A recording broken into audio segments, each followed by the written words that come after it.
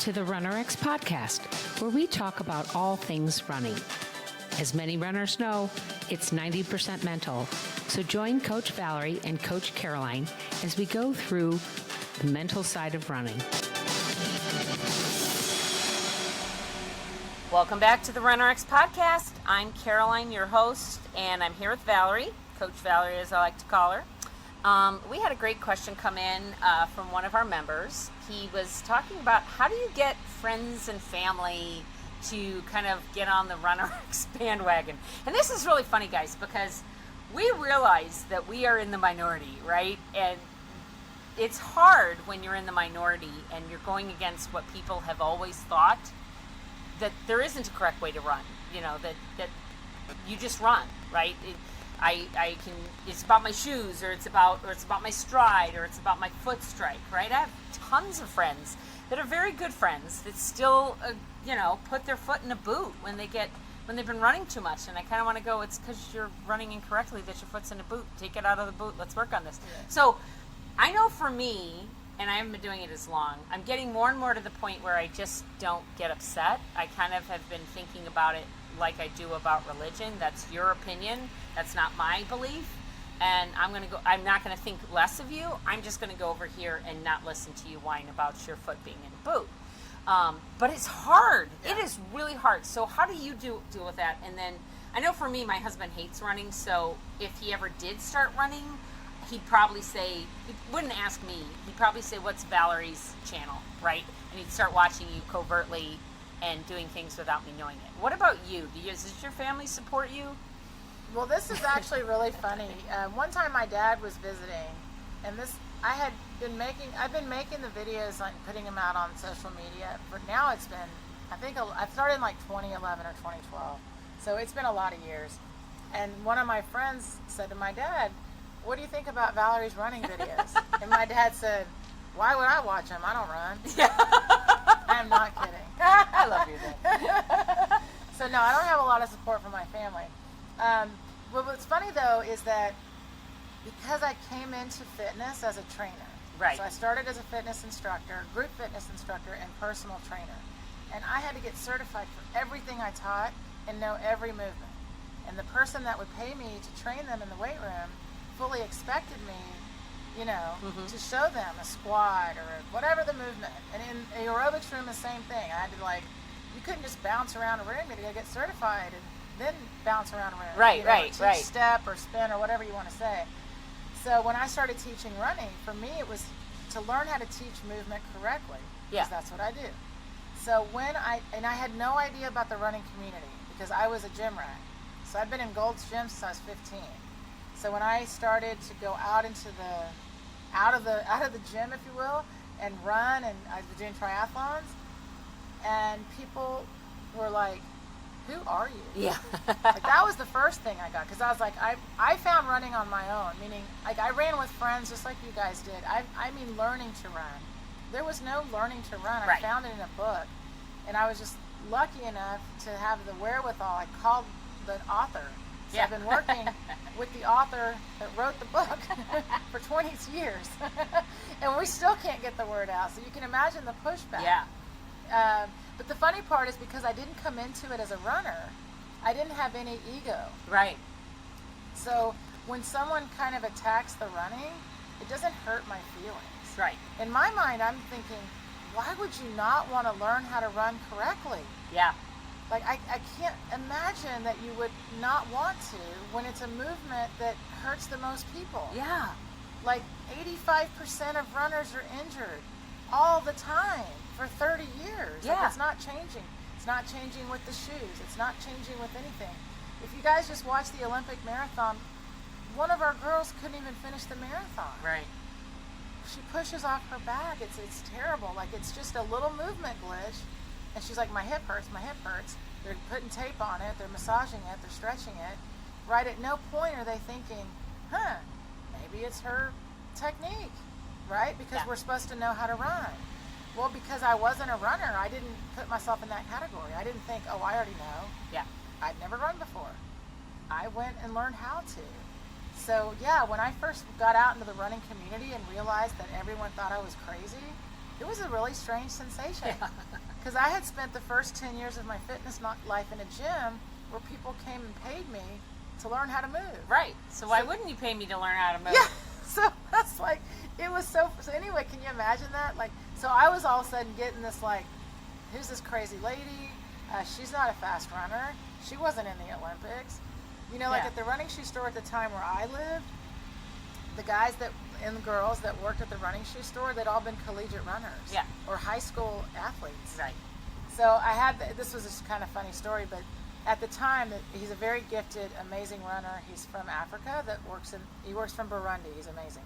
But he worked in the running shoe store, and he did say to me, how can you, white woman, teach people how to run? It was hilarious because he was being honest. Right. He was brought from Africa to America to run. Yeah. Like, the guy has incredible skill, natural talent.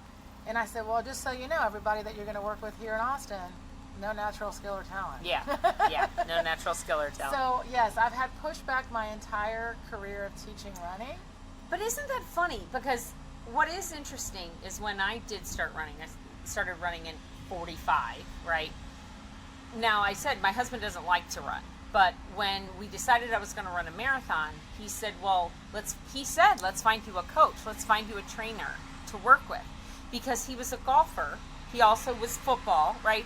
And as a golfer, he didn't just go grab a club and go try to golf. And if he did, he actually started getting good at it and wanted to get better, so he found a coach, right? Same with swimming. If I were doing a triathlon, I wouldn't just jump into the water. I would find somebody to train me on how to swim. Your kids, if they were doing gymnastics, you wouldn't just take them out and say, here, go play on the balance beam. Right. Try that triple flip thing, right? I saw it on TV. Right. So why do we do that to ourselves in running? And that's the other thing is that just amazes me is that people don't think they need a coach. And I wonder if it's because of that, well, I'm just going to go out and run. I'm not racing. Really a runner. Yeah, and I'm not really a runner. I'm not going to go race. Right? But then if they walk into a gym or a group fitness class, they fully expect training. Right. So guys, you've got to start thinking of yourself with a higher esteem. Yeah. You are definitely not just worth it, but my goodness, like, do not run without a coach or getting coaching or looking into what we do. And then here's the other funny thing, like for me, this is great, like I found Dr. Romanov, he's the creator of Pose Method. So again, Valerie, I only wanted my girls, my runners, at the time I had mainly women, I was only thinking of myself and my clients. Right. I want my clients to run and not be hurt. That's it. Yeah. That was my mission. Well, guess what? RunRX. Run pain-free. Yeah. I haven't changed a bit, guys. So when I found Dr. Romanov, I was so excited. Here's this guy. He's going to teach me. And by the way, just a little bit, funny when you teach like step aerobics, group fitness classes, when you go to get certified, there's usually like 50 or another 100 aerobic instructors in the room. Yeah. And you're all learning and working together, and then you get your cert. Well, that's not like that with Dr. Romanov. Well, it wasn't then anyway. It was me by myself and him and a whiteboard and a video camera, and I've never felt that before. It was like he's a professor. He's a physiologist. He himself is an elite level athlete. And he was like, who are you? Yeah.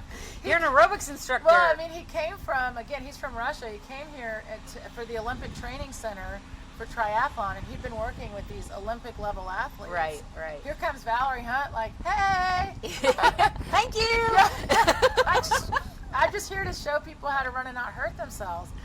And I'm still with him, guys, 18 years later. He's still my coach.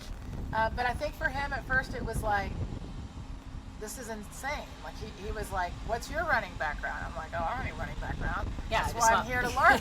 You understand? But by the way, long story short, he took me from, back then I would run like 8:30 miles.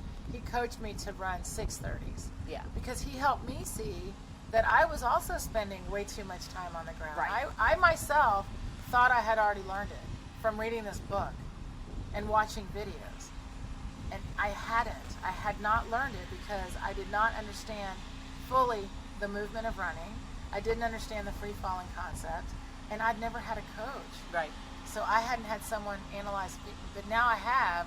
That's what makes me so much better at coaching. But by the way, now so many of the coaches are like me, and so many of the runners are like us. But we're still a really small group, and so that goes back to that kind of thing of how do you get your friends and your family to go with it? Right. What I have found, at least, and this isn't with my husband because I tend to wear earbuds all the time, but I will tell you that we have people that work with us that help within our community that help us get these podcasts out. We have videographers and stuff like that, and none of them are in the membership. But I will tell you that they all think up when they run, because what happens is, whether you like it or not, you're listening to this podcast. You have been listening to her. If you start putting her voice like out to the world, like just put it on a little, maybe listen to it on a speaker, maybe come into the membership and get on the Zoom, right? And let your family see and watch you. What'll happen is it will start seeping into that's what's happening. Our videographer already understands the idea of post-fall pull. And by the way, he has what's called Osgood Slaughter's, which is if you have it, you already know what it is, but it's a very painful condition in the knees. It happens as people grow. So he was always told not to run. Yeah. So he told me, he's like, I actually started doing some of the stuff while I was editing, and he's like, I was able to run and my knees didn't hurt. Yeah. Right. And so that's what happens basically. If you want people to, if you're starting to kind of feel this, you're starting to kind of get with the, I'm not going to call it a cult, it's more of just a methodology, it's a way of thinking, right? It's maybe a religion is like I think of it, because I don't let people doubt me on it. I have my faith in this method, and it makes sense to me. And so I'm not saying that you can't do your way, I'm just going to do this way because it just makes sense to me. So my point is that to be I'm kind of an evangelical, I'm an evangelist for RunRX. The way I do that is just by living it, right? I play it for people. I talk to people about it. I don't let people try to get me to go put on a boot, right? I don't let people try to convince me that there's another way. I just do it my way. Right, and also I'll say this too, because like I'm laughing about my family. I really don't come from, nobody really runs in my family. However, they respect what I do. Right. And so like I have I don't know, my dad's wife's daughter's friend, like his wife's daughter used me for running. She asked me questions for running, and I helped her with it. And then she in turn, because she'd had, guess what, bunion surgery. Yeah. So again, most people don't find us until they're injured, right? So then we have this rep, which is fine. We'd love for you to come in as a preventative. Yeah. But here's the reality. You do look goofy doing the drills. You do sound silly, or you sound way out there in the beginning because you're using these words like falling, pulling, just pose. And they don't want, a lot of times they don't want to hear it in the beginning. But you're right. What happens is once you start to feel it and it works, you can't help it. You're infectious. Like right. You people wanna will talk see about it. People will be like, wow, you haven't been injured, or how did you get past your injury, or how did you increase your speed? Right. And when you say, well, because I'm falling, well, what do you mean you're falling? Well, I'm using gravity, right?